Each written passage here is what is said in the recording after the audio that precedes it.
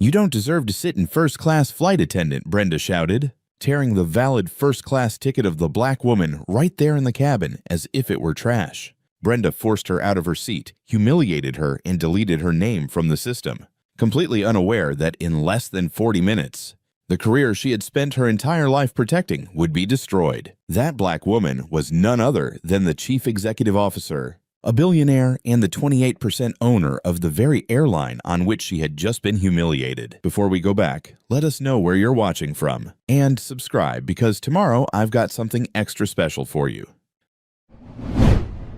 The flight bound from the vibrant heart of Atlanta to the evergreen embrace of Seattle was meticulously scheduled for a precise departure at 9:47 a.m. Eastern Time. Pre-boarding, a delicate dance of priority and privilege had just commenced. The first-class cabin exuded an aura of tranquility, its plush seating and cool, ambient lighting fulfilling every promise of premium comfort one might encounter in the glossy pages of a travel magazine. It was at this precise juncture that Dr. Thorne made her entrance. She moved with an innate calm, a quiet self-possession, her presence entirely unremarked upon exactly as her carefully laid plan necessitated. You see, Dr. Eris Thorne wasn't merely embarking on a journey to Seattle. She was embarking on a meticulous undercover investigation into the very operational heart of her own airline. A disconcerting deluge of online reviews had accumulated, largely brushed aside by the public relations department, all detailing a disturbing pattern of how celestial air staff, particularly flight attendants, treated passengers based not on overt racial prejudice, but rather on their superficial appearance, their chosen attire, their perceived vibe. You understand the subtle, insidious type of judgment. And so Dr. Thorne deliberately dressed down, shedding the customary symbols of her status: no glittering diamond watch, no impeccably tailored power suit, no retinue of assistants. Just a comfortable denim jacket, simple sneakers, and a plain black t-shirt. Her seat 3C in the coveted first-class cabin had been paid for in full, a transaction under her authentic legal name with absolutely no special favors requested or extended. Yet as she approached her designated seat, Brenda Sterling, a woman of 38 years, a seasoned flight attendant hailing from the quiet suburbs of Ohio, subjected her to a slow, deliberate assessment from head to toe, as if Dr. Thorne were a lost child wandering into the wrong section. "Madam, I believe you've made a mistake. This cabin is exclusively for our first-class patrons." Brenda stated, her tone flat and utterly devoid of warmth. Dr. Thorne, with an unwavering calm, extended her boarding pass. Brenda, however, didn't even condescend to glance at it. "That particular seat has regrettably been reassigned," she added, already making a subtle dismissive gesture towards the distant economy section. Kyle Dixon, another flight attendant, noticeably younger, with a smirking self-assurance characteristic of his Texas upbringing, sauntered closer and let out a soft, mirthless chuckle. "Indeed, ma'am. Are you absolutely certain you're in the correct section? It truly appears economy might be more your natural habitat." Dr. Thorne's eyebrow lifted ever so slightly, a subtle hint of inquiry, but her composure remained absolutely unblemished. "This document explicitly states 3C first class," she articulated, extending both her meticulously printed boarding pass and her official identification. A pristine Georgia driver's license, utterly unblemished. Brenda barely afforded it a cursory glance. "This simply must be a forgery. We've encountered this precise scenario before just last month during a challenging layover in Denver," she scoffed, alluding to an infamous 2021 incident where another woman of color had been subjected to the exact same baseless accusation. Captain Mark Miller, a man of imposing height, his demeanor stern and distinctly Midwestern, descended from the cockpit, having been summoned with an air of urgency by Brenda. "Madam, should you fail to comply with our instructions, we will regrettably be compelled to remove you from this flight. We have very distinguished VIP guests who are in immediate need of that specific seat," he intoned, already gesturing subtly behind him with a practiced flick of his wrist. It was at this precise moment that Mr. and Mrs. Harrison, a conspicuously affluent Caucasian couple, elegantly attired and clutching delicate champagne flutes, advanced forward, conspicuously displaying their glistening platinum medallion tags. Mr. Harrison, with an air of entitled impatience, inquired, "Is there going to be a protracted delay with this, Captain?" Brenda responded with a practiced, reassuring smile, "We are diligently addressing the matter, sir." The Harrisons exchanged a knowing glance, their smiles widening the prearranged seat reassignment, now glaringly unmistakably obvious. Doctor. Thorne remained serenely seated, her posture radiating an unwavering calmness, yet her resolve was unmistakably firm. I am not relocating. It was at this critical juncture that Dawn Evans, the on-site security officer, a woman in her mid-30s, born and raised in the very heart of Georgia, intervened, her hand resting deliberately, almost possessively on her utility belt. Madam, I am extending one final unequivocal warning. Either you willingly vacate the seat, or you will be unceremoniously escorted from this aircraft. A few rows behind Leo Vance, a 23-year-old trainee flight attendant on his very inaugural solo assignment, looked utterly aghast, his youthful face a mask of stunned disbelief. He stepped forward with a palpable hesitation, his voice a tentative whisper. Actually, I sincerely believe her ticket is authentic. I distinctly observed it scan green. Brenda, her composure cracking, snapped, "Stay out of this, Leo. This does not concern you."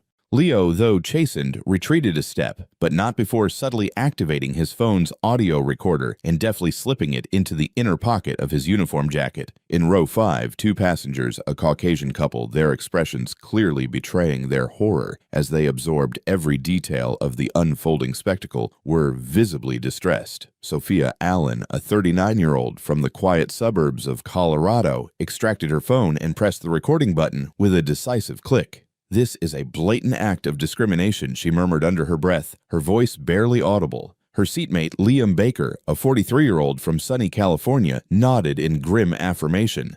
"This situation is poised to explode. Just you wait and see." He, too, commenced filming. Brenda, now visibly agitated, her patience completely eroded, seized Doctor Thorne's boarding pass and with a vicious theatrical flourish ripped it down the middle, the tearing sound echoing unnaturally in the hushed cabin. "You are either proceeding to economy or you are disembarking this flight entirely." Dr. Thorne's eyes blinked slowly, absorbing the insult. "Excuse me." Brenda turned sharply to Dawn. "Get her off this plane." Dr. Thorne, with an unhurried grace, produced her platinum business card, a thick, substantial slab of matte black, her full official name elegantly engraved upon its surface. Brenda let out a harsh, mirthless laugh. "Goodness, do you people actually carry these utterly preposterous fake cards now?" she queried, her voice deliberately amplified, ensuring her snide comment resonated throughout the surrounding rows.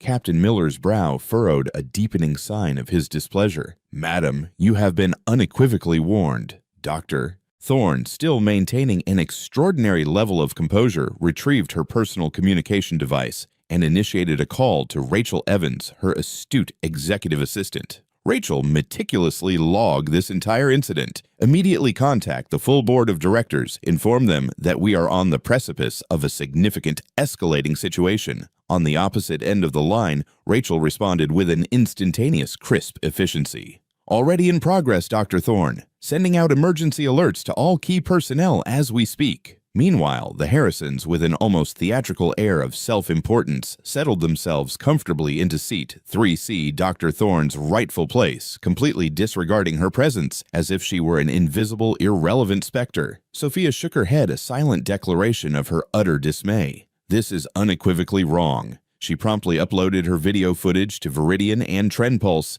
using the urgent hashtag #CelestialShock.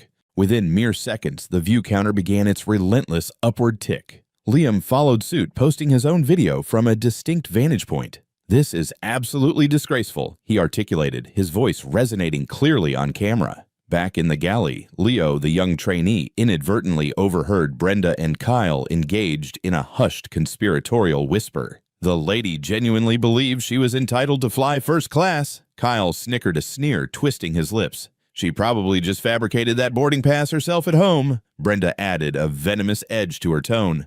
"Certainly not in those jeans, honey." Leo surreptitiously reactivated his voice memo application. He looked genuinely ill, a profound nausea churning in his stomach. Back within the cabin's hushed confines, Captain Miller approached once more, his expression grim. "This is your ultimate definitive warning." "Doctor?" Thorne rose slowly, not with the intention of departing, but rather to confront them directly, her posture radiating an unwavering resolve. "You are making a colossal error," she stated, her voice quiet but firm. You possess absolutely no conception of who I truly am." Nicole rolled her eyes with an exaggerated, contemptuous flourish. "You are a complete nobody. Economy class is located in that direction, ma'am." Emma stood up, her indignation boiling over. "She possesses a perfectly valid ticket. I witnessed it with my own eyes." Michael joined her, his voice rising in support. "You cannot simply confiscate someone's seat based solely on their appearance." A low murmur rippled through the gathered passengers, a collective expression of discontent. Dawn stepped forward, her stance more aggressive. "Madam, move now." Dr. Thorne remained utterly unyielding, her gaze locking directly with Captain Miller's. "You are destined to profoundly regret this decision." Captain Miller scoffed a dismissive sound. "Your thinly veiled threat has been duly noted." From the galley, Leo reappeared, his cheeks flushed with a mix of apprehension and determination. "Captain, I truly believe you need to listen to what she has to say. She unequivocally belongs here." Captain Miller waved him off with a condescending gesture. "Trainees do not interject during escalating situations." Brenda, still visibly seething, allowed a cruel smirk to play upon her lips. "See, even your own nascent staff acknowledges you're fabricating a story." Emma raised her phone once more, its lens trained on the scene. "The entire internet is bearing witness," she declared, her voice cutting through the thick, tense air. From the rear of the cabin, a hushed whisper carried forward. "Is that person the renowned billionaire?" Another murmured, "What billionaire?" But before the nascent rumors could fully disseminate, Brenda returned to her tablet, her fingers dancing across the screen with a feverish speed. She accessed the seating log and, with a malicious satisfaction, utterly deleted Dr. Thorne's name.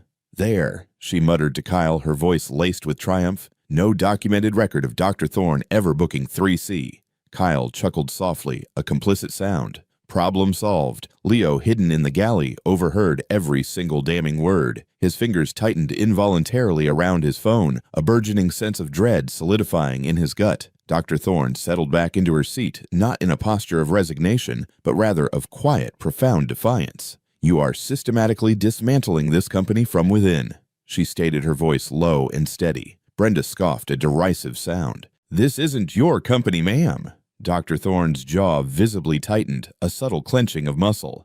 "Care to wager on that assertion?" The camera held by Sophia subtly panned back, capturing her whispered words into her phone's microphone. Something truly significant is about to transpire. Captain Miller's voice, now sharply honed, cut through the cabin's tense atmosphere like the jarring static of a malfunctioning radio. "Madam, this is your unequivocal final notification. Vacate first class immediately or be removed by force." Dr. Thorne did not so much as flinch. She remained perfectly ensconced in her seat, an embodiment of serene calm, yet utterly unshakable, like someone who had navigated this very particular game 1,000 times before. Brenda positioned just to the side, her arms rigidly crossed, and a sneer gracing her lips, muttered to Kyle, her words deliberately audible to nearby passengers. "She's nothing more than a common scammer, just like that individual in Orlando last year who falsely claimed to possess a valid ticket."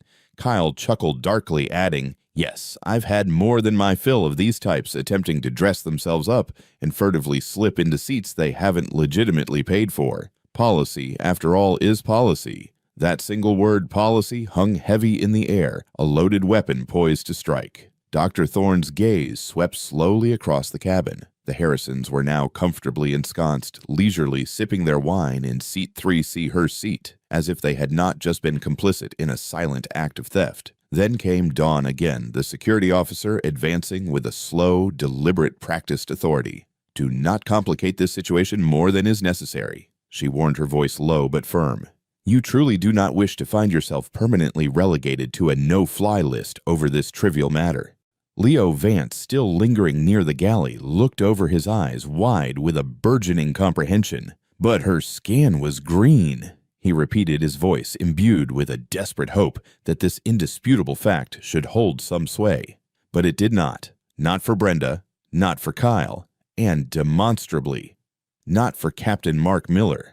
Dr. Thorne exhaled slowly, a soft, almost imperceptible sound, and murmured, "So this is how you systematically treat individuals who fail to conform to your preconceived image of a first-class passenger." She retrieved her phone once more, speaking just loudly enough for her voice to carry. Rachel dispatched the audio recordings to Director Chen, Miss Davies, and Mr. Patel. Inform them that the designated moment has arrived. On the other end, Rachel Evans, her voice crisp and immaculately focused, replied, "Already action, Dr. Thorne. The entire board is now fully apprised." Brenda, overhearing the exchange, rolled her eyes with a theatrical flourish. "Oh, please. Recording us for what purpose? A melodramatic trend pulse video."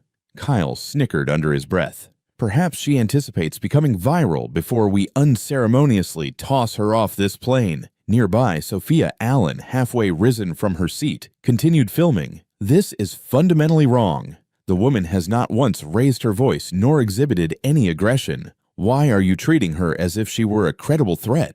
Liam Grant nodded in vehement agreement, his phone still held steady. "Precisely. You persist in invoking policy, yet you refuse even a cursory glance at her legitimate identification." Captain Miller pivoted towards the agitated passengers, his eyes narrowing to slits of vexation. "This particular passenger is actively obstructing critical pre-flight protocols. She is defiantly refusing explicit staff instructions. We are merely adhering to stringent FAA guidelines." That specific phrase, FAA guidelines, caused a noticeable ripple of apprehension, prompting a few other passengers to retract their objections and settle back into their seats, uncertain of where their allegiances should lie. But Sophia was utterly undeterred. She presented every single piece of required documentation. You callously tore up her ticket and deliberately falsified the system's records. Brenda snapped back, her voice shrill with indignation. "There is absolutely no record of a Dr. Eris Thorne in seat 3C. In the galley, Leo's fingers trembled uncontrollably around his phone. He had just captured Brenda and Kyle's most recent taunts, this time sneering, "The woman probably acquired those jeans from a discount thrift store." And now he watched in horrified fascination as the seating log displayed on Brenda's tablet revealed a suspiciously convenient blank space where Dr. Thorne's name had undeniably once been. The log had been blatantly altered. He had witnessed it with his own eyes. This was no mere oversight, no innocent mistake. This was a deliberate, targeted act, and it was undeniably ugly. Then an eerie, uncomfortable quiet settled over the cabin, that particular kind of uneasy stillness that precedes an inevitable dramatic shift. One row back, a teenager whispered conspiratorially to his mother, "She's not doing anything wrong, Mom." The mother nodded quietly, her expression grim, as she too discreetly pulled out her phone. Meanwhile, Dr. Thorne leaned back, her mind drifting to 2 decades earlier, when she was merely 26, freshly graduated from a demanding business program, applying for an entry-level position at a regional airline. She had arrived impeccably dressed in tailored slacks and a crisp button-down shirt. Yet she had still been summarily rejected, the hiring manager stating with a dismissive wave of his hand, "You simply don't embody the image we're seeking." That chilling phrase had lodged itself deep within her memory, reverberating for decades. And here it was again. Different faces, same insidious energy. Not the image. That stinging rejection had transformed into an unyielding fuel. Fuel for every arduous deal she had meticulously negotiated, every late night she had devoted to her burgeoning enterprise, every single stake she had painstakingly built, until she held a commanding 28% of celestial air. And now in this very moment she was here being treated like discarded refuse on an aircraft she partially owned. Rachel's voice resonated once more, calm and incisively sharp. "Director Chen is poised and ready. Miss Davies is currently reviewing the intricate seating log. Mr. Patel is meticulously compiling all pertinent incident reports from this month." Dr. Thorne replied, her voice steady.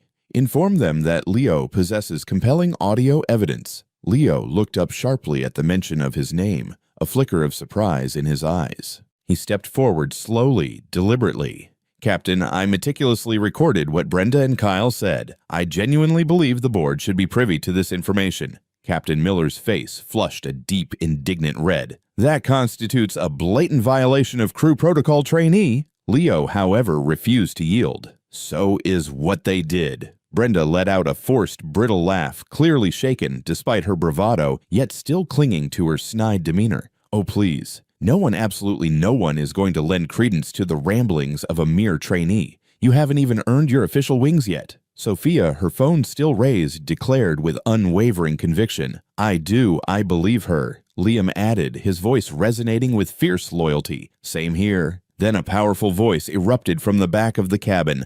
Us too! The momentum within the cabin demonstrably shifted. This was no longer solely about Dr. Thorne. It had transformed into a collective assertion and uprising of the passengers. Captain Miller, sensing his authority waning, raised his voice, attempting to reassert control. This entire situation is escalating solely due to one persistently non-compliant passenger. Dawn, the security officer, stepped forward once more, her stance now more overtly aggressive, her body language conveying a palpable threat. Madam, this is your final definitive warning. You will be removed. Dr. Thorne remained utterly motionless. She locked her gaze firmly with Dawn's. I strongly suggest you exercise patience for approximately 5 more minutes. Dawn's brow furrowed in confusion. Why? Dr. Thorne's voice dropped to a low, chilling register imbued with an undeniable weight. Because by that precise moment you will be receiving a direct communication from the individual who authorizes your paychecks.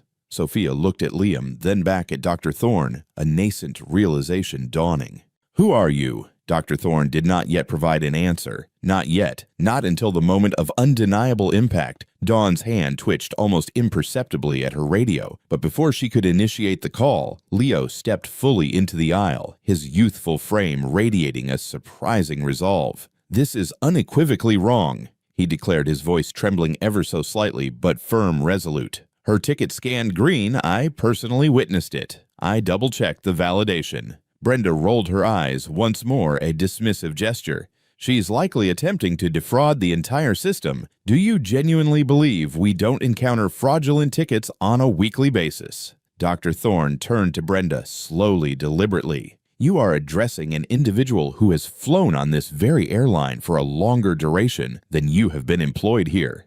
Kyle leaned nonchalantly against the galley wall, attempting to project an aura of unaffected coolness. Then you, madam, should be intimately familiar with the rules and regulations. Sophia scoffed a sound of utter contempt. She does know the rules far better than any of you. Then Liam articulated it loud and unequivocally clear. You are all on the verge of losing your careers over this. It was at this precise moment that Brenda's composure finally fractured. She panicked, whispering urgently to Kyle, Do you honestly believe she's someone important? Kyle glanced surreptitiously at Dr. Thorne's face, a visage steady, utterly unreadable. She does look familiar. Brenda's voice dropped to a frantic whisper. Thorne, wait. No, it simply cannot be. Leo's gaze darted from Brenda to Dr. Thorne, then back again. His eyes widened dramatically as understanding dawned. Rachel's voice resonated once more through Dr. Thorne's earpiece, this time imbued with a new, firmer authority. They have recognized your identity. Now, Dr. Thorne, the board is fully prepared. Should they make a single additional move, provide the signal. Dr. Thorne's lips curved into a calm, incisive smile, a predatory hint beneath the serenity. Then, let us furnish them with precisely that move. Just as Brenda raised her hand, poised to wave Dawn forward again, Leo stepped decisively forward, his phone held aloft. I have meticulously recorded every single word, and I will transmit it directly to the board if you attempt to forcibly remove her. Brenda froze, her face a mask of sudden terror. Kyle recoiled a step. Captain Miller uttered a low, frustrated curse under his breath. Sophia's video had just surpassed 5,000 views. Liam's video was not far behind, rapidly gaining traction. The pressure within the cabin was mounting, a palpable, suffocating tension. Dr. Thorne rose slowly from her seat, her posture radiating an understated power. Your pervasive bias concludes here.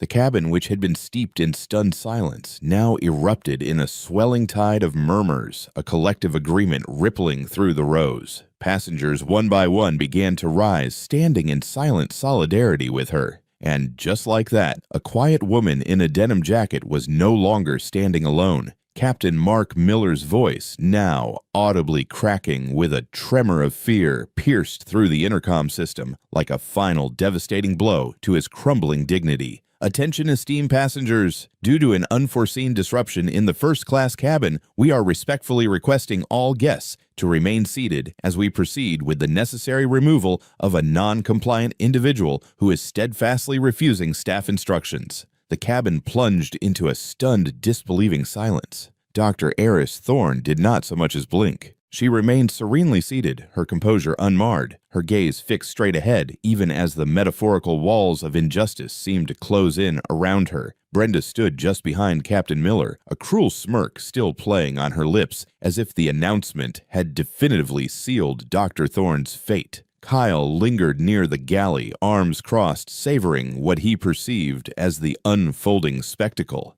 "That's it," Dawn muttered, stepping forward with grim determination, her hand resting ominously near her radio. "We are proceeding with this the difficult way." She reached out her hand, extending towards Dr. Thorne's arm. "Madam, stand up now." Dr. Thorne turned her head slowly, her voice low, but imbued with a cutting, undeniable authority. "Should you lay your hands upon my person, you will find yourself answering to a boardroom, not a common holding cell." Dawn froze, her hand suspended in midair. Not because she believed Dr. Thorne's words yet, but because of the sheer unyielding force in her tone. Across the aisle, Sophia Allen's phone continued its unwavering recording. "Do you all bear witness to this?" She articulated, her voice hushed with disbelief. "They are genuinely intending to forcibly drag her out for possessing a legitimate ticket." Her video, posted under the urgent hashtag #CelestialShock, had already soared to an astounding 95,000 views and was relentlessly climbing. This unequivocally is what racialized bias truly manifests as. In the year 2024 inches, her accompanying caption read. 2 rows back, Liam Grant posted a clip from an entirely different angle, overlaying the words, "This woman presented her valid ID. She presented her valid ticket. They simply did not approve of her appearance." His video eclipsed the 100K mark just as Captain Miller concluded his intercom message. Meanwhile, Leo Vance, the diligent young trainee flight attendant who had been quietly, diligently recording from the galley, stepped into the aisle, his nerves visibly shaking, yet his voice against all odds found its steadfast spine. "Captain, please. I possess irrefutable proof. She was scanned and her boarding pass was absolutely valid. I distinctly heard Brenda declare there was no record after she personally deleted it." Brenda spun around, her eyes wide with a sudden panicked fury. "Excuse me, that is a malicious falsehood." Leo did not flinch. "You uttered those very words. You and Kyle were both audaciously laughing about it. In the galley, I recorded every single syllable." Captain Miller's face drained of all color, turning a ghastly shade of pale. You recorded the crew trainee?" Leo nodded a resolute affirmation. "Indeed I did." Brenda's smirk vanished, entirely replaced by a mask of stunned disbelief. That's utterly illegal." Liam yelled from his seat, his voice booming with indignant fury. "So is callously tearing up someone's legitimate ticket and then brazenly lying about it." Passengers began murmuring, their voices rising in a crescendo, some standing up to gain a clearer view of the unfolding drama. The pressure shifted fast and irrevocably. What had commenced as a single woman being targeted had now metamorphosed into an entire cabin full of impassioned witnesses. "They are deliberately attempting to erase a paying customer's existence." Someone muttered the words, heavy with disgust. "This is absolutely insane." Brenda turned to Kyle, her voice suddenly trembling with panic. "We are rapidly losing all semblance of control over the cabin." Kyle muttered back, his face a grim reflection of her fear. "This, Brenda, is entirely on you. You were the one who insisted on pushing her out." Sophia took a bold, defiant step forward, raising her phone high above her head. "Do not dare touch her. We are all bearing witness, and we will not permit you to forcibly drag her off this plane." Another passenger added, their voice ringing out clearly. "You undertake that action, and you will be plastered all over the national news by midnight." The human tide formed swiftly, organically. A soft, resolute blockade of standing passengers, their phones held aloft like beacons, effectively blocking Dawn and Captain Miller from gaining access to Dr. Thorne. She remained calmly in her seat, her phone still held firmly in her hand. "Rachel," she stated, speaking into her discreet AirPods, "inform Director Chen, Miss Davies, and Mr. Patel that the situation has escalated significantly. They require an immediate, real-time auditory account of this." Rachel's voice returned sharp, unwavering, an anchor of calm in the escalating chaos. "I have already looped in the entire board, Dr. Thorne. They are currently convened in an emergency session. Legal counsel is diligently reviewing all incoming audio and video evidence."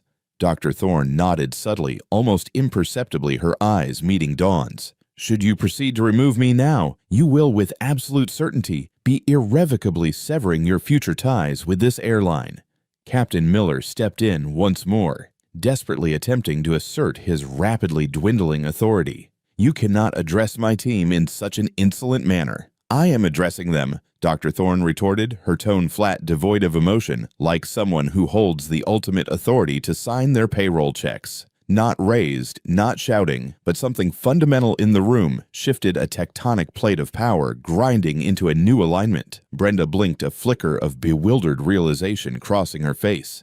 "Wait, what?" Kyle's face turned a sickening shade of gray. You're surely joking."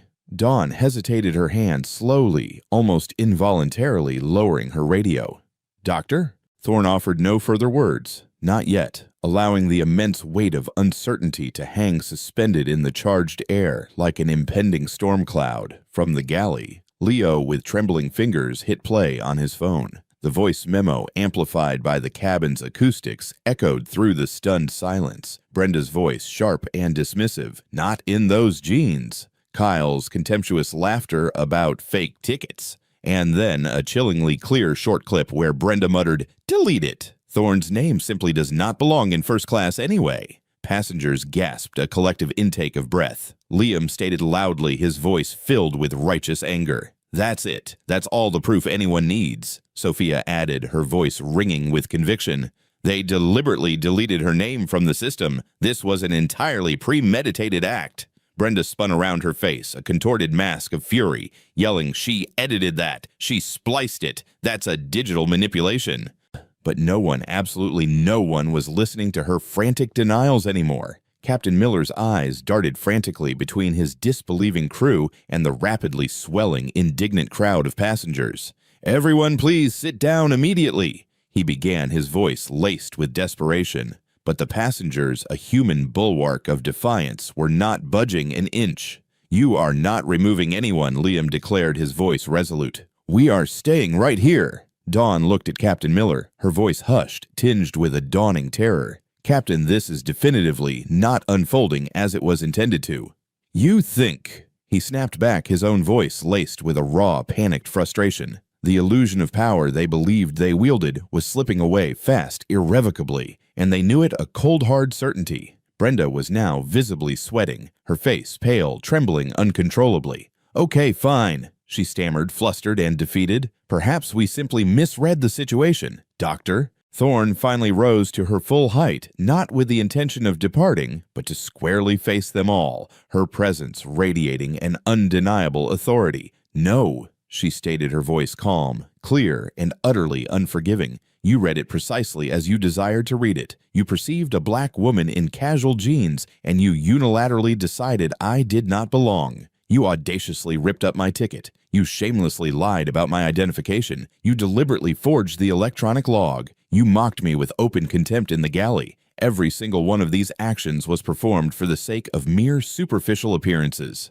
Brenda opened her mouth, her lips parting, but no sound, no coherent word managed to escape. Then from the opposite side of the cabin, a passenger, an older gentleman, quiet until this pivotal moment, spoke, his voice carrying clearly. "This sensation feels disturbingly familiar. This exact scenario transpired with my son in a different city, but the very same playbook." A low murmur rippled through the rows, a collective recognition. Passengers weren't merely reacting, they were actively remembering. "I have witnessed this insidious pattern before," someone else stated. "Every single time they invoke policy, it invariably unfolds in the same predictable manner." Leo took a deep, fortifying breath, then stepped deliberately beside Dr. Thorne, a silent testament of his unwavering support. "She is unequivocally speaking the truth. I endorse her statements 100%.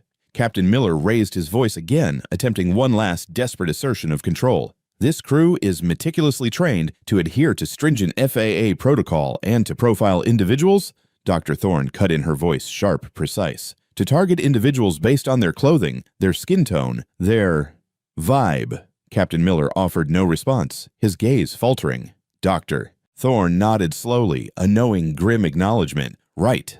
Then her phone buzzed with a soft vibration. Rachel's voice came through her earpiece, calm but decisive. "They are ready, Dr. Thorne."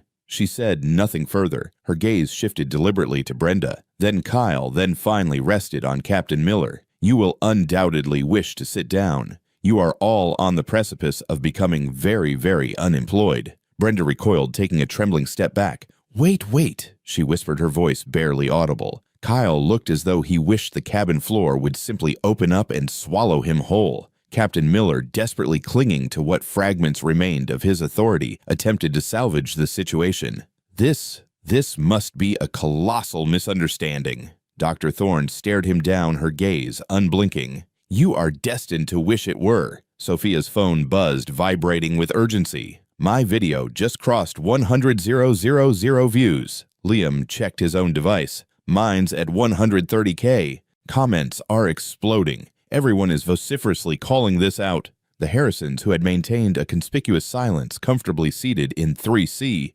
finally broke their taciturn facade. Mr. Harrison cleared his throat, a nervous, almost apologetic sound. We did not request this, you understand." Dr. Thorne turned towards them, her gaze unwavering. "But neither did you intervene to halt it." Mrs. Harrison lowered her gaze, unable to meet Dr. Thorne's piercing eyes. "We merely presume that staff knew best." "Staff lied," Dr. Thorne replied, her voice devoid of any discernible emotion. "And you demonstrably benefited from that deception."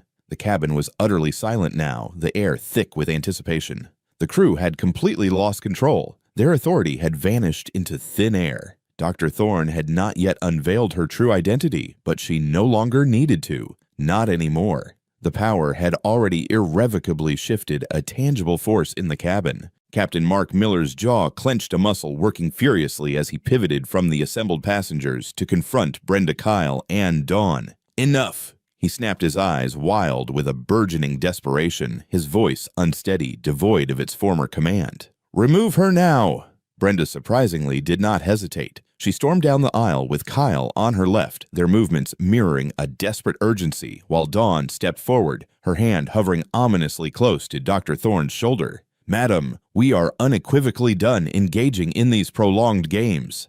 Dawn ordered, her voice louder than before, a desperate attempt to mask her escalating discomfort with a facade of unwavering authority. Dr. Thorne remained utterly motionless. She simply looked down at her phone, her thumb making a single deliberate tap. "Rachel," she stated, her voice as calm and unperturbed as ever. "They are executing their final decisive move. Confirm board status."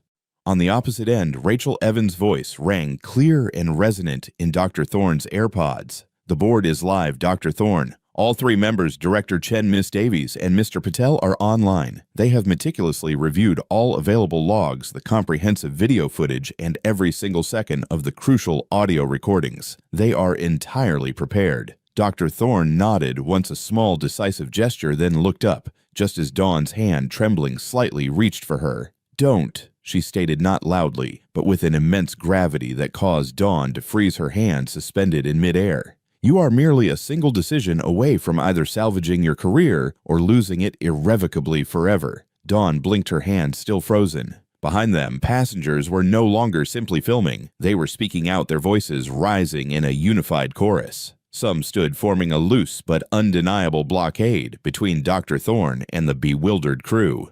"You are not taking her anywhere," Sophia Allen declared, her phone still raised high, a beacon of defiant witness. "You callously tore up her boarding pass, you audaciously mocked her, and now you possess the audacity to attempt to throw her off the plane." Liam Grant stood resolutely beside her, adding with fierce conviction, "That is not legitimate security procedure. That unequivocally is abuse." Someone in row 6 shouted, their voice ringing out clearly. "She paid for that seat. I personally witnessed her check-in." Another voice added, its tone heavy with shared experience. "This egregious behavior is transpiring far too frequently." Brenda shouted back, her voice tinged with panic. "Everyone remain seated immediately, or you will also be removed." But no one, not a single soul, sat down. Instead, more passengers rose to their feet, creating an ever-expanding wall of resolute resistance. Shoulder to shoulder, their phones held aloft, muttering to each other, some in raw anger, others in stunned disbelief.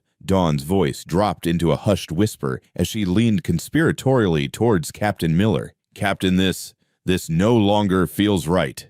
Captain Miller hissed back, his voice strained with rising panic. "Just follow the explicit orders, Officer Evans." But she remained motionless, her hand still suspended, her gaze shifting deliberately from Dr. Thorne to Leo, who stood steadfast across the aisle, clutching his phone tightly against his chest, its screen glowing faintly with the active voice memo application. Leo stepped forward, his voice cracking slightly at first, but rapidly gaining strength, imbued with a newfound courage. "I distinctly overheard Brenda and Kyle in the galley. They were audaciously joking about how Dr. Thorne didn't belong here, and explicitly stated they would orchestrate it to appear as a simple mix-up." Brenda wheeled around, her face crimson with fury. "You're a mere trainee. You possess absolutely no understanding of established protocol." Leo shook his head, his conviction unshakable. "I comprehend the fundamental difference between right and wrong, and this is undeniably wrong." Captain Miller opened his mouth, poised to deliver another command, but before he could utter a single word, Sophia yelled over him, her voice ringing out with fierce indignation. "Silence, Captain! We have all heard the incriminating audio. We have all witnessed the egregious manner in which you treated her." Liam raised his phone even higher, the screen a stark testament to the digital firestorm. "My video has just surpassed 2,000,000 views. The entire world is watching. Now #Celestial Shock is officially trending globally." Captain Miller's lips curled into a frustrated snarl, the dawning realization of his utter loss of control, both over the unfolding narrative and the indignant cabin searing through him. Then came the final devastating crack in their carefully constructed armor. Rachel's voice resonated through Dr. Thorne's earpiece once more, firm, decisive, and imbued with an undeniable authority. "Director Chen states it is time. Miss Davies and Mr. Patel are fully endorsing complete executive authority. You are unequivocally cleared to act, Dr. Thorne." Dr. Thorne took a slow, deliberate step forward, facing Brenda, Kyle, Captain Miller, and Dawn. The four individuals who had collectively spent the last 20 minutes systematically unraveling the dignity of an innocent woman based solely on her casual attire, her skin tone, and their unchecked, deeply ingrained biases. But she did not address them just yet. She turned first to the gathered passengers. "Thank you," she stated, her voice imbued with profound gratitude. Not merely for the act of filming, but for standing up, for refusing to sit back when the path of least resistance would have been to remain silently complicit. Then she looked directly at Leo. "You young man have demonstrated more integrity in a single day than some individuals manage to exhibit in their entire professional careers." Leo nodded, tears quietly welling in his eyes. Brenda took a faltering step back, sensing the seismic shift in power, desperately attempting to salvage some semblance of control. "Look, perhaps we simply misjudged the situation." "You did not misjudge," Dr. Thorne interrupted sharply, her voice cutting through the air like a honed blade. You deliberately chose to ignore my legitimate identification. You deliberately chose to tear up my valid boarding pass. You deliberately chose to erase my name from the electronic log. You audaciously laughed about it, and now you are frantically scrambling because the mask you wore has been irrevocably ripped away." Captain Miller attempted to interject again, his voice tinged with a desperate plea. "Madam, we can escalate this to federal security." "You won't need to," Dr. Thorne stated, finally stepping fully into the aisle, her presence commanding every eye. "Because I am Dr. Eris Thorne, Chief Executive Officer and a 28% shareholder of Celestial Air. And as of this very moment, the entire board of directors is fully apprised of every single second of this egregious incident." The air within the cabin went completely still, an almost suffocating silence. Brenda's mouth dropped open, a silent gasp of utter disbelief. Kyle stuttered an inarticulate sound of profound shock. Dr. Thorne did not so much as flinch. "Rachel," she commanded, her voice calm and authoritative, patched Director Chen onto speaker. "Now." A second later, a calm, authoritative male voice, deep and resonant, filled the entire cabin from Dr. Thorne's phone speaker. "This is Director Chen's Celestial Air board member. We have received full, comprehensive recordings from Dr. Eris Thorne and the exemplary staff member, Leo Vance. This egregious situation is currently being handled internally with the utmost seriousness." Any Celestial Air employee who attempts to interfere further with this process or obstruct justice in any way will be terminated from their position immediately and irrevocably. Dawn staggered back as if she had been physically struck, her face paling dramatically. Kyle looked like he might vomit on the cabin floor. Captain Miller's voice dropped to a barely audible whisper. "Oh my God!" Sophia gasped, her hand flying to her mouth. "I knew it. I freaking knew it." Liam laughed, a sound of both stunned awe and impressed disbelief. "Holy hell, that's the CEO." Brenda finally spoke, her voice trembling uncontrollably, utterly devoid of its former bravado. "Dr. Thorne, I truly had no idea." Dr. Thorne turned her unwavering gaze toward Brenda, her expression calm, cold and heavy, with the weight of her words. "That, Brenda, was precisely the point. You did not truly see me. You perceived your preconceived version of me a caricature, and you summarily decided I did not deserve to occupy a seat I had legitimately paid for on an aircraft I partly own." She turned to Dawn.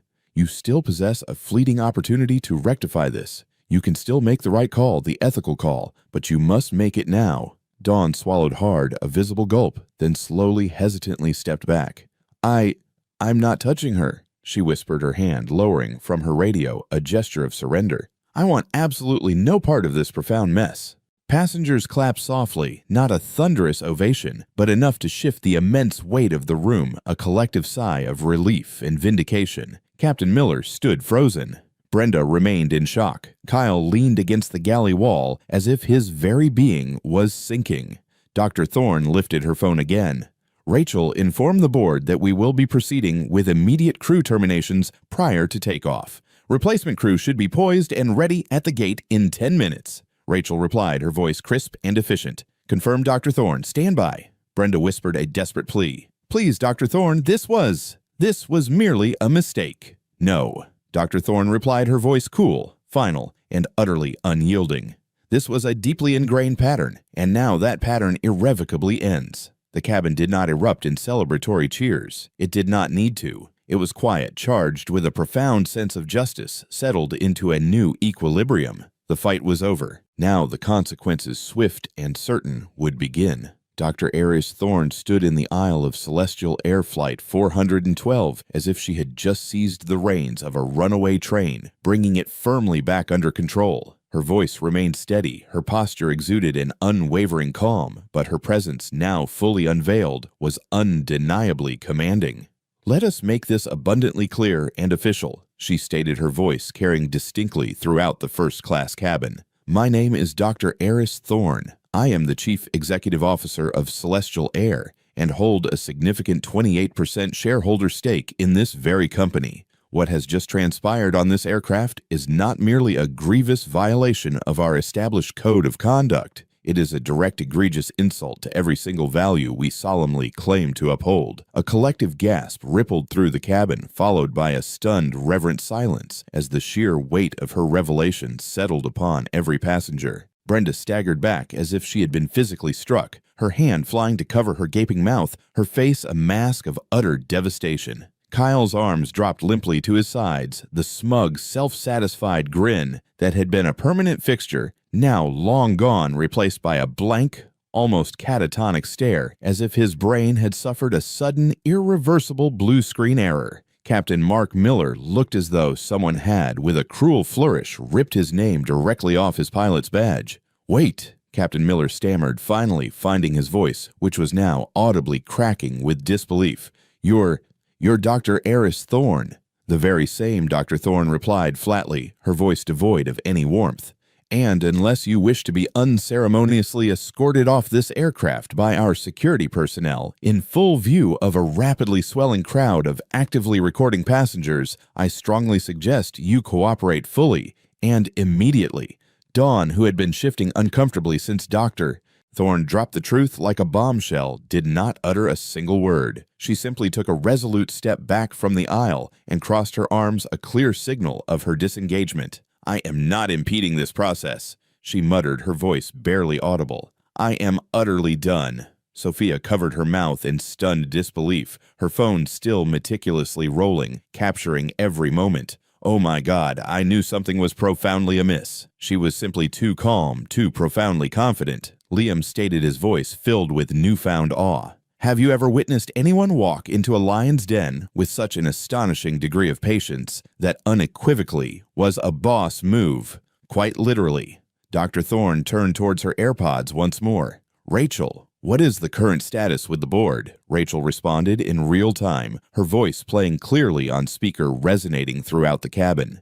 Director Chen, Miss Davies, and Mr. Patel are all in complete agreement. Terminations have been unanimously approved. Emergency Protocol 17B is now officially in effect. You possess full executive authority to proceed as you deem necessary, Dr. Thorne. Brenda dropped heavily into the jump seat, her eyes wide with terror, her chest rising and falling erratically as if she had just completed a punishing mile run. Please, Dr. Thorne, I genuinely had no idea who you were. Dr. Thorne tilted her head slightly, her expression not unkind, but utterly unimpressed, unyielding. That, Brenda, is precisely the fundamental problem. You are accustomed to treating individuals with respect only when you perceive them as someone of importance. That is not, nor will it ever be, how this airline operates. Not anymore. Kyle attempted to interject, his hands open in a pleading, desperate gesture. Look, ma'am, it wasn't personal, I assure you. Cease speaking, Kyle, Dr. Thorne commanded, without even turning her head. You were afforded multiple unambiguous opportunities to meticulously verify the system's records. You audaciously mocked my business card. You brazenly laughed at my name. You stood idly by a willing accomplice while Brenda callously tore up a valid boarding pass and then deliberately fabricated a false seating record. That, Kyle, is not merely bias. That unequivocally is an act of blatant corruption. She turned to Captain Miller last, her gaze locking firmly with his, an unyielding stare. And you, Captain, as the highest authority on this aircraft, you blindly endorsed every single one of these actions, without question, without so much as a shred of proof. You consciously overrode established policy to appease a privileged VIP couple solely because you assumed an individual like myself could not possibly belong here. Captain Miller looked down at his feet, unable to meet her gaze, his shoulders slumped in defeat. I made a judgment call, Dr. Thorne. No, Dr. Thorne corrected him, her voice sharp and precise. You made a biased call, Captain, and consequently you are now irrevocably grounded. Rachel's voice resonated through the earpiece once more, crisp and efficient. Replacement crew is arriving at Gate A9 in 7 minutes, Dr. Thorne. Ground manager has been fully informed. Please proceed with the escort. Dr. Thorne stepped back slightly deliberately, affording Brenda, Kyle, and Captain Miller ample space to exit. You are all hereby relieved of duty permanently. You will be escorted off this aircraft immediately. You are not to return to Celestial Air property under any circumstances unless expressly contacted by our legal department. Brenda looked as though she might faint, her face ashen. You can't just... Rachel, Dr. Thorne interrupted, her voice firm. Please confirm their employee IDs are flagged and their access is revoked. Rachel responded instantly. Confirmed. Terminated. System updated. Their access has been irrevocably locked out. Kyle exhaled sharply, a sound of bitter defeat, and muttered under his breath, Damn. Captain Miller, still pale, stood rigidly. The captain's log will meticulously reflect the full incident, Dr. Thorne. Do not concern yourself, Captain, Dr. Thorne replied, a subtle hint of satisfaction in her voice. So will mine. And rest assured, mine carries considerably more weight. A few scattered claps tentatively broke out in the cabin, then a few more, and before long a soft, sustained round of applause rose up. Not the thunderous, performative kind, but a steady, heartfelt rhythm from passengers who had witnessed enough and were finally ready to exhale a collective release of tension. Sophia smiled, a genuine radiant expression, and whispered, That's justice. Liam added, his voice firm, That's leadership. As the now terminated crew members slowly began gathering their personal belongings, their movements stiff and defeated, escorted down the aisle by two newly arrived gate managers, Dr. Thorne turned to Dawn. You were presented with a choice, Officer Evans, and you hesitated, but crucially, you did not push it too far. Dawn nodded slowly, almost imperceptibly, as if unsure whether she truly deserved Dr. Thorne's unexpected mercy. I got caught up in the moment, Dr. Thorne. I am not proud of my inaction. You will be retrained, Dr. Thorne stated, her voice measured. You will be assigned to a different base for a transitional period. You will be granted one singular opportunity to definitively prove you belong on this team, Officer Evans. Dawn did not cry, but her eyes visibly welled with unshed tears, a profound relief washing over her. Thank you, Dr. Thorne. Thank you, sir. Leo stood quietly off to the side, still gripping his phone, his mind reeling, unsure of what the next moment would bring. Dr. Thorne walked over to him and extended her hand, a gesture of profound respect. Leo Vance, you're being promoted effective immediately. Celestial Air does not simply require more bodies. We desperately need individuals of integrity. And you, young man, have demonstrated more courage and unwavering moral fortitude in a single flight than most achieve in an entire protracted career. Leo's eyes widened, dramatically stunned into disbelief. Seriously, are you truly serious, Dr. Thorne? Absolutely serious, Leo, she affirmed with a firm nod. We will ensure you receive your official badge and wings today. More soft clapping erupted, a ripple of quiet celebration. Some passengers stood offering their silent commendation. One even called out, his voice filled with genuine admiration. Finally, someone who actually gives a damn. Rachel chimed in once more, her voice crisp and efficient. The board has confirmed full and enthusiastic support for all your decisions, Dr. Thorne. Comprehensive crew retraining and thorough policy audits will commence immediately. Mr. David Lee will personally oversee all compliance initiatives. Full compensation is being meticulously issued to all affected passengers. Dr. Thorne offered a small, tired smile, a rare glimpse of vulnerability. Thank you, Rachel. Keep me continuously updated. Then turning to the assembled passengers, she raised her voice gently, her tone resonating with sincerity. I wish to extend my profound gratitude to all of you, not only for your unwavering patience, but for diligently recording these events, and most importantly, for bravely speaking up. This flight will regrettably experience a delay, but it will fly, and every single person on board will be treated with the dignity and respect they unequivocally deserve. Sophia wiped a tear from her eye, her voice choked with emotion. You have fundamentally changed this airline tonight, Dr. Thorne. Liam grinned, a broad, genuine smile.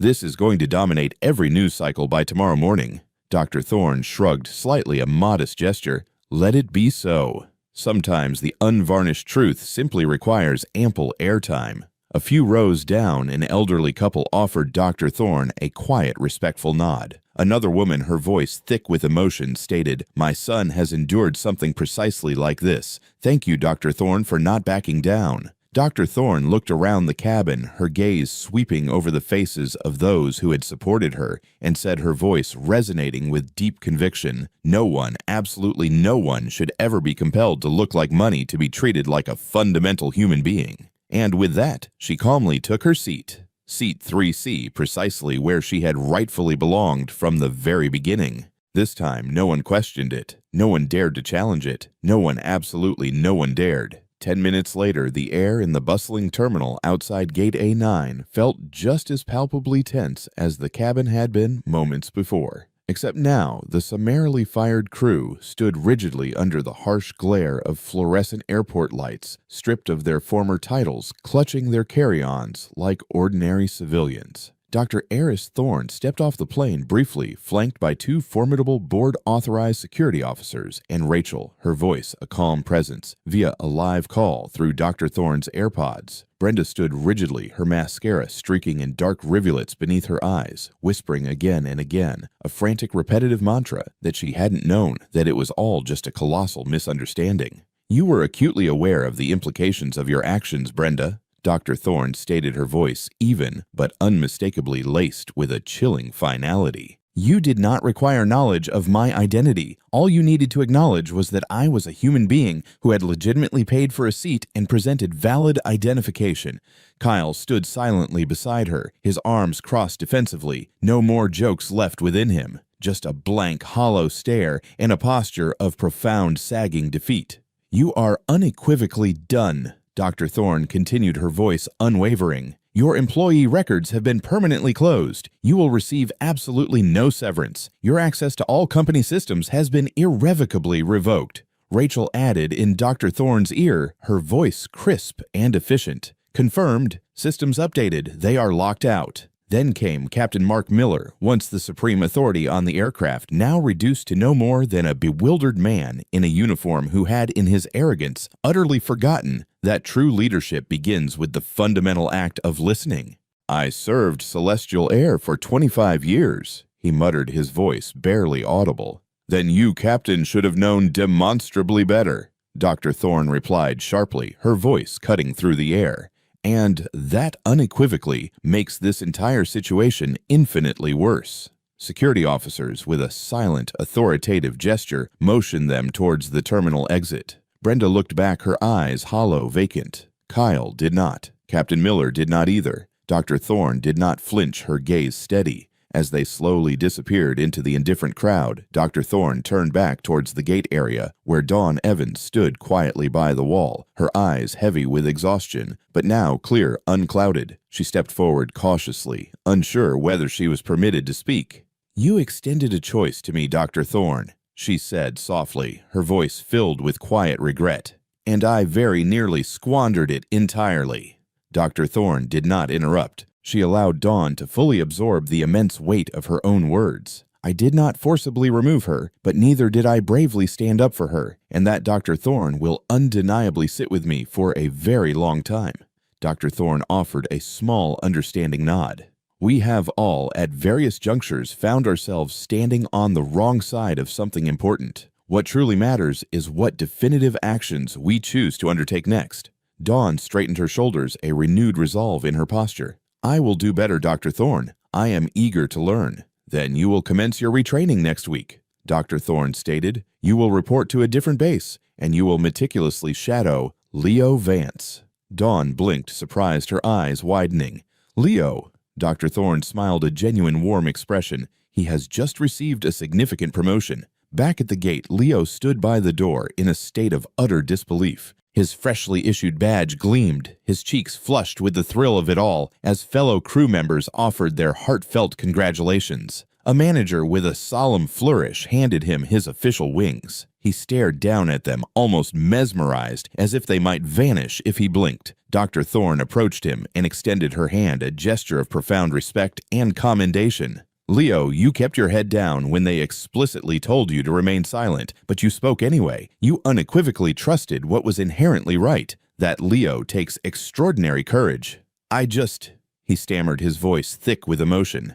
"I simply couldn't stand by and watch it unfold. Not again." Dr. Thorne nodded, a deep understanding in her eyes. "And now, Leo, you will help lead the change within this company." Then Rachel's voice returned in Dr. Thorne's ear, urgent and precise. "Dr. Thorne, we have a significant development. Kyle just admitted during his exit interview that this isn't the first time he, Brenda, and Captain Miller have colluded. He confessed to covering up at least 3 prior complaints, all systematically buried by altering official logs." Dr. Thorne's jaw tensed, a muscle working furiously. "Where, Rachel, specify the locations." 2 incidents in Los Angeles, 1 in Phoenix," Rachel reported, her voice grave. "All involving minority passengers. All had their first-class records tampered with, either to downgrade them or to remove them entirely from the flight." "This is far more extensive than simple bias," Dr. Thorne muttered, her voice cold with resolve. "This, Rachel, is systematic deception." Rachel continued, her voice unwavering. "Mr. David Lee has already ordered a full comprehensive audit of all flight records, commencing today. Miss Davies is preparing a public statement for immediate release. Director Chen wishes to brief the Department of Justice by morning. Dr." Thorne turned towards the expansive window, watching planes pull in and out on the tarmac, each one a silent testament to the thousands of people who would trust that they would be treated fairly regardless of what they wore or where they came from. "Then let us clean house," she stated, her voice firm. "From the very top down."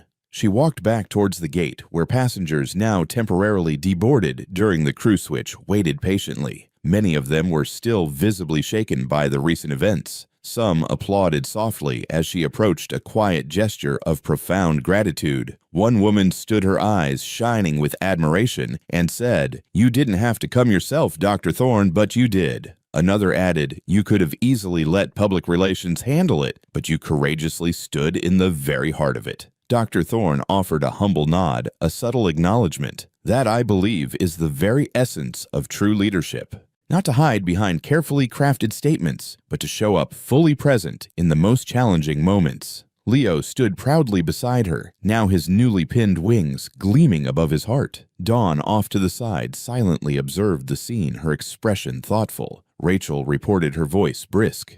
"New crew is fully briefed and boarding Dr. Thorne. Flight can resume in 15 minutes. Dr. Thorne looked around one last time, her gaze sweeping over the cabin. Ensure every single passenger affected today receives a direct personalized apology, a full monetary refund, and lifetime platinum status with Celestial Air. No exceptions, Rachel." "On it, Dr. Thorne," Rachel replied instantly. "Already processing." "And Leo," she added, her voice softening, "set him up with a mentorship under our DEI Diversity, Equity, and Inclusion lead. He is destined for greatness." Leo's eyes went wide again, a fresh wave of surprise washing over him. "Seriously?" "Absolutely seriously, Leo," Dr. Thorne said with a warm smile. "This company more than anything needs more individuals like you." Then she turned to Dawn. "You, Officer Evans, will be shadowing him. Learn from the very voice you initially attempted to ignore." Dawn nodded a quiet, resolute affirmation. "I will, Dr. Thorne. I truly will." Rachel chimed in once more, her voice conveying a sense of urgency. "Dr. Thorne, trending update hash. Celestial shock just crossed 75,000,000 views. Media outlets are clamoring for an official statement." "Let them bear witness," she stated, her voice firm and resolute. "We are not simply going viral, we are going accountable." She stepped back into the jet bridge, ready to reboard not just the plane, but to usher in a new transformative era for the airline she had helped meticulously build. Not through carefully curated press releases or meticulously crafted social media spin, but through decisive action, tangible consequences, and profound redemption, all before the aircraft had even lifted off the ground. The wheels of Celestial Air, Flight 412, finally lifted off the Atlanta runway at 11:25 a.m., nearly 2 hours behind its meticulously scheduled departure. But for the 148 passengers on board, not a single complaint was uttered. In fact, the cabin was strangely calm, an almost palpable tranquility, as if everyone instinctively understood they were part of something far more significant than a mere delayed departure, something that would be discussed, analyzed, and remembered long after the seatbelt sign had extinguished. Dr. Eris Thorne sat quietly in seat 3C, this time utterly unchallenged. Her seatmate, a quiet, observant man, nodded to her respectfully, but offered no further words. Not because he lacked the desire to speak, but because he intuitively understood that some moments, some profound shifts inherently deserve a quiet, contemplative reverence. Outside the window, the sprawling city lights of Atlanta faded into the soft embrace of clouds. Inside the cabin, the new crew moved with an undeniable grace and professionalism, their actions imbued with a renewed purpose. Already fully briefed on the extraordinary events that had just transpired, Leo Vance now wore his full gleaming wings pinned proudly above his heart, and though he still looked slightly overwhelmed by the sudden weight of his new responsibilities, he moved with an unmistakable sense of unwavering purpose, offering drinks and checking on each guest as if it were a deeply personal mission. Dr. Thorne watched him with quiet pride, a knowing satisfaction, understanding that his compelling story would undoubtedly echo through countless training sessions for years to come, a testament to integrity. Across the aisle, Sophia and Liam were still entirely glued to their phones, their faces illuminated by the screens. Sophia leaned towards Liam, whispering excitedly, "She's changed more than just this single flight. She's changed the entire corporate culture." Liam added, his voice filled with awe, "Her name is everywhere. Those videos have now hit 20 million views." Dr. Thorne smiled faintly, a subtle curve of her lips, but offered no direct response. It was never truly about achieving viral status. It was at its very core about being seen, about being visible. Not as a CEO, not as a powerful shareholder, but as a fundamental human being who simply desired to be treated with fairness and respect. She looked out the window again, her thoughts drifting not to the inevitable headlines that were surely exploding across every media platform, not to the carefully crafted press statements that Rachel was undoubtedly fielding with her usual masterful composure, but to the quiet, powerful resistance that had bloomed organically in that very cabin when a few strangers bound by a shared sense of justice decided to bravely stand up instead of passively stand by. That, she knew, was the true, enduring victory. In the front galley, Dawn Evans leaned against the wall, deep in introspective thought, her gaze distant. She hadn't uttered much since reboarding her mind, clearly processing the enormity of the recent events. But when Leo passed by, Dawn quietly, almost hesitantly said, "Leo, thank you for not abandoning me, for giving me a second chance." Leo smiled gently, a compassionate warmth radiating from him. "Dawn, we all carry burdens, and we've all got things to unlearn to grow from." Nearby, a middle-aged couple who had witnessed the entire astonishing ordeal tapped Dr. Thorne gently on the shoulder, their expressions filled with gratitude. "Dr. Thorne, we simply wanted to express our profound thanks," the woman said, her voice trembling slightly with emotion. "My nephew experienced something precisely like this last year, and tragically no one listened to his pleas. You, Dr. Thorne, made it count. You made a difference." Dr. Thorne nodded, humbled by their words. "Please tell him that things are profoundly changing, and they will continue to do so." The man added, his voice firm, "Because of you, Dr. Thorne, because of your courage." Dr. Thorne shook her head gently, her humility evident. "No, sir, because people finally ceased allowing silence to speak for them." A soft chime sounded overhead. The pilot, the new one, came on the intercom, his voice measured, respectful, and imbued with a palpable sense of duty. "Ladies and gentlemen, this is Captain Ramirez. We are now cruising smoothly at 35,000 feet. Thank you profoundly for your exceptional patience today on behalf of the new crew and all of us at Celestial Air. We deeply appreciate your trust, and we extend our immense gratitude to Dr. Thorne for personally restoring that trust within our esteemed airline." A soft wave of quiet clapping filled the cabin, a gentle, heartfelt applause. Not thunderous, not performative, just real profound appreciation. Dr. Thorne closed her eyes for a brief moment, exhaling slowly, a long, weary sigh. This was not merely about one single flight. It was about years, decades of being second-guessed, of being overlooked, of being told to prove herself 3 times over just to earn the most basic respect. It was about the job offer she never received at 26 because of mere optics. It was about the determined young woman from the vibrant south side of Atlanta who had once sat in the very back of the plane, gazing out the window, dreaming passionately of one day owning the entire fleet. Now here she was not merely a passenger, but the deliberate, compassionate architect of fundamental reform. Rachel's voice chimed gently through her AirPods again. "All board directives are now fully in motion, Dr. Thorne. Public statement rigorously scheduled for tomorrow morning. Comprehensive audits are well underway. Our legal department is meticulously preparing ethics reviews for every single base location." Dr. Thorne nodded to no one in particular, a quiet, resolute affirmation. "Good," she whispered, her voice barely audible. "Let it all begin now." Rachel added, "Media outlets are relentlessly requesting your official quote, Dr. Thorne."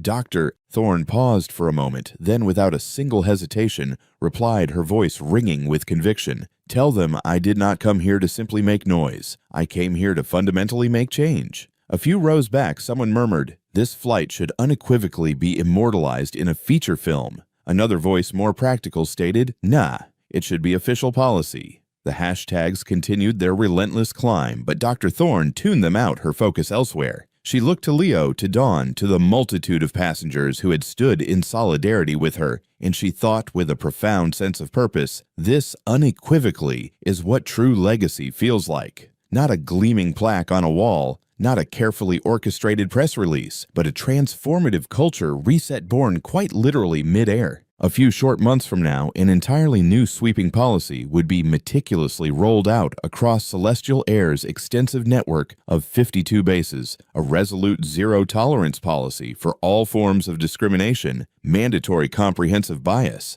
response training for every single employee, and direct transparent reporting channels established straight to the highest levels of the board. Leo would be officially named Regional Training Lead, a testament to his unwavering integrity. Dawn, having completed her full and rigorous retraining, would become his dedicated co-lead, a second chance earned through genuine effort. And Dr. Thorne, with her quiet, persistent influence, would meticulously ensure that every single cabin at 35,000 feet above the earth became a sanctuary, a place where no one, absolutely no one, ever again had to justify their inherent right to simply be there. The clouds outside thinned, gradually receding, revealing a soft, breathtaking stretch of shimmering stars above the flight path, a celestial tapestry. Somewhere far below, cities blinked like silent, myriad witnesses, their lights tiny pinpricks of life. And inside, seat 3, C. Dr. Aris Thorne sat perfectly still, gazing out at the vast, endless sky, no longer actively chasing justice, for it had been unequivocally served, but flying serenely with a profound sense of purpose and the quiet satisfaction of a world, at least a small part of it, made right. Join us to share meaningful stories by hitting the like and subscribe buttons. Don't forget to turn on the notification bell to start your day with profound lessons and heartfelt empathy.